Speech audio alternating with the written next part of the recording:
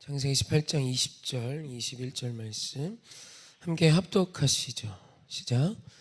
여호와께서 또 이르시되 소돔과 고모라에 대한 부르짖음이 크고 그 죄악이 심히 무거우니 내가 이제 내려가서 그 모든 행한 것이 과연 내게 들린 부르짖음과 같은지 그렇지 않은지 내가 보고 알려 하노라.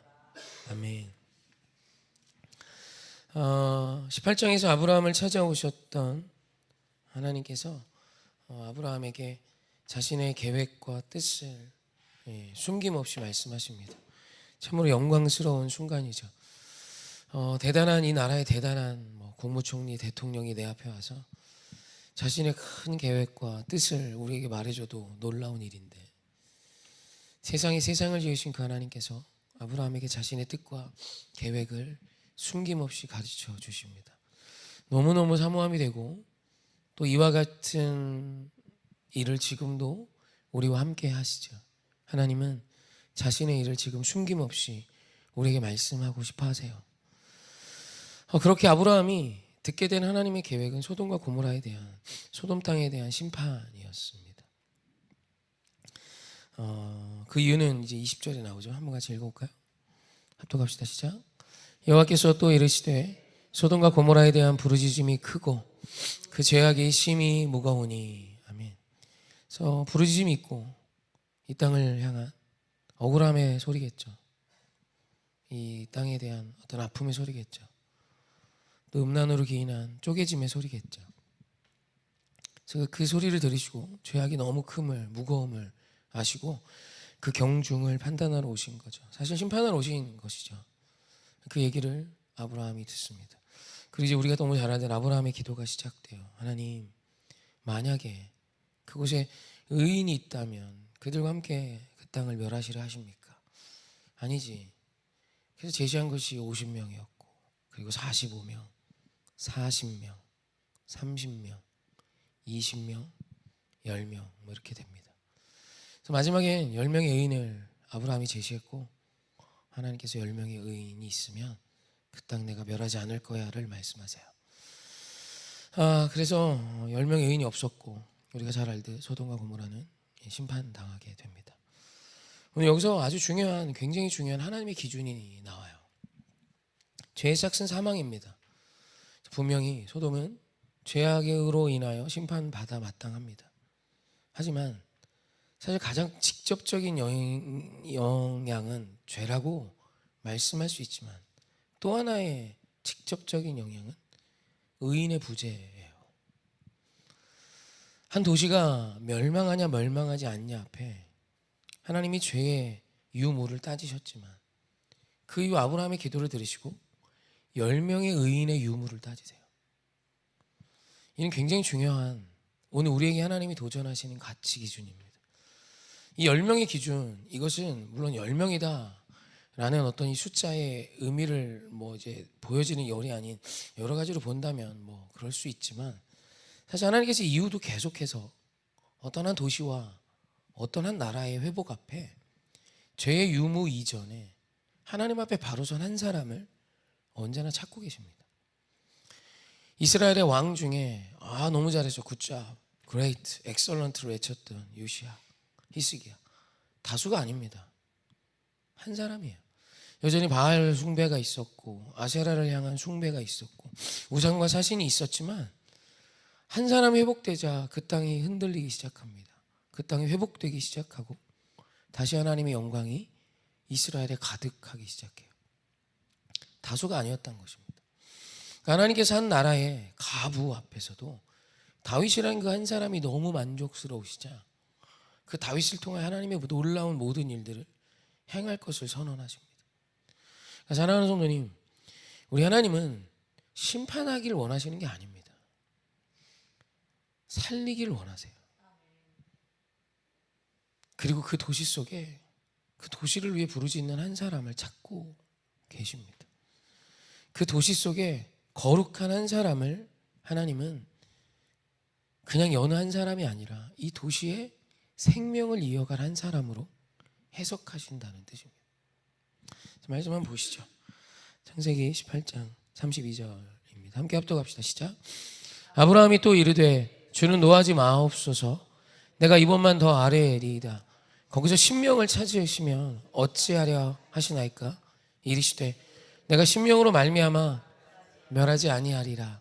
아멘. 거기 10명이 있으면 내가 멸하지 않을 거야. 여러분, 10명의 의인이 있다는 얘기는 단순히 하나님이 10명이 있으니까 살려둬야지가 아니라 10명의 의인이면 그 도시의 회복이 일어날 수 있다는 뜻이 아닐까요? 오늘 사랑하는 성도님이 이 10명을 꿈꾸셔야 합니다. 하나님, 내가 이 도시 속에 하나님이 찾으신 이 10명의 의인의 한 사람이 되게 하시옵소서. 저는 원합니다. 무엇을 하다 이 땅에서 살다 가시겠습니까? 오늘 내가 머무는 이 땅에서 어떤 의미로 사시다가 가시겠습니까? 여러분, 세상이 진짜 무서운 건 하나님이 오늘 우리를 향하여 부여하신 하나님의 사명이 아니라 내 안에서, 세상 안에서 인생의 답을 찾아내게 하려는 것입니다. 수많은 사람들이 예수를 믿노라 하면서도 내 삶의 의미를 나를 지으신 하나님으로부터 찾지 않고 나로 기인한 그 무엇, 세상에서 말하는 그 무엇으로 찾아갑니다. 여러분, 세상은 남들이 답이 되어 사는 곳입니다. 여러분, 이전만 해도 불과 저 조금 젊었을 때만 해도 이혼은 굉장히 말하기도 어렵고 숨겨야 되는 일이었던 것 같습니다. 그건 좋은 일 아니잖아요. 어찌됐건 가정이 깨진 거고 그걸 정죄하자는 건 아닙니다. 근데 그 일이 굉장히 어려웠어요. 웬만하면 살았습니다. 근데 지금은 아닙니다. 부모들이 내 자식이 남편으로 어렵다 그러면 이혼해를 먼저 꺼낸대요. 부모가 내 아들이 아내로 힘들다고 말하면 이혼해를 먼저 꺼낸다. 왜일까요? 이혼이 더 좋다는 가치를 발견해서요? 아니요. 혼자 사는 게 더 아름다워서요? 아니요. 이젠 남들이 다 그래요. 방송에 나와서 돌싱이라고 웃고 있는 게 자연스러워졌어요. 여러분, 가치 기준이 세상은 언제나 남입니다. 여러분, 오늘 우리 인생을 그런 기준으로 살지 마세요. 오늘 네가 살아가는 그 모습이 나의 답이 되는 건 여러분 믿는 우리에게 수치스러운 것입니다. 여러분, 세상에 지어놓은 모든 물건을 보십시오. 이 모든 물건에 의미를 부여하고 그 물건이 존재해야 되는 이유를 아는 자는 그 물건을 만든 자뿐입니다. 여러분, 사명은 그 존재의 이유와 목적은 내 안에서부터 찾아지는 게 아니에요. 외부로부터 주어지는 겁니다. 오늘 많은 믿는 자들이 성경을 너무 몰라서인지 모르지만 정신없이 이야기합니다. 자녀들에게 네 하고 싶은 거 해 라고 가르칩니다. 안 돼요. 왜 하고 싶은 게 답이 되었습니까?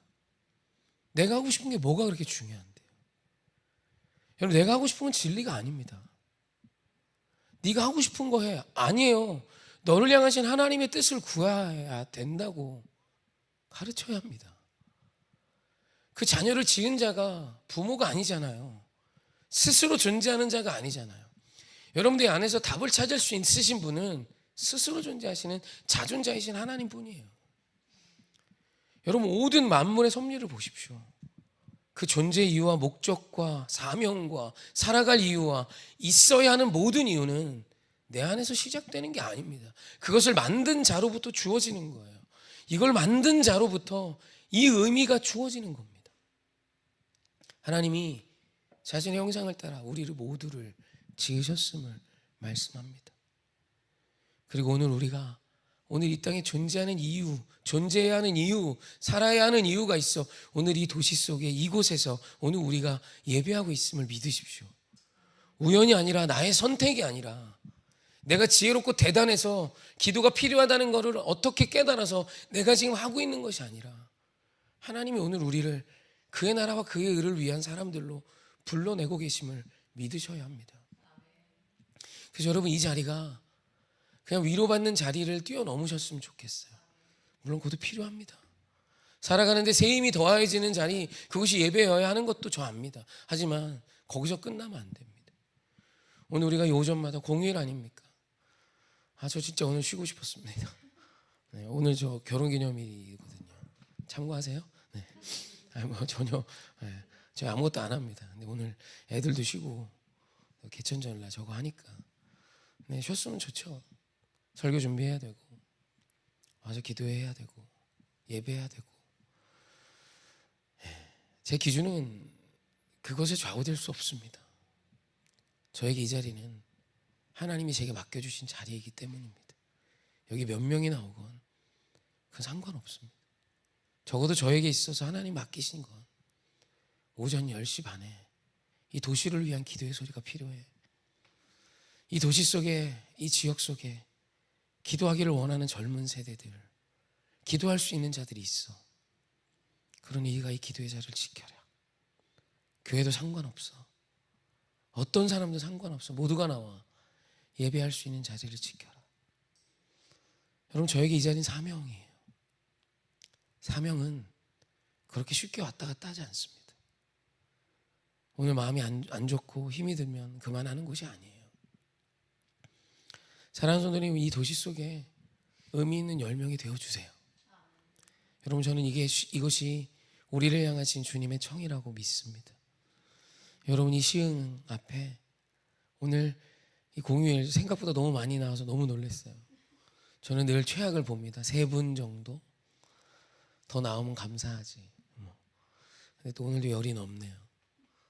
이 쉬는 날, 이 귀한 날, 이 예배 자리에 나오셔서 우리가 기도하는 이 모든 것들을 하나님이 내게 주신 귀하고 복된 하나님의 이름을 믿고 역사하시는 주님임을 믿고 오늘 이 도시 앞에, 이 세대 앞에 쓰임받는 자가 되십시오.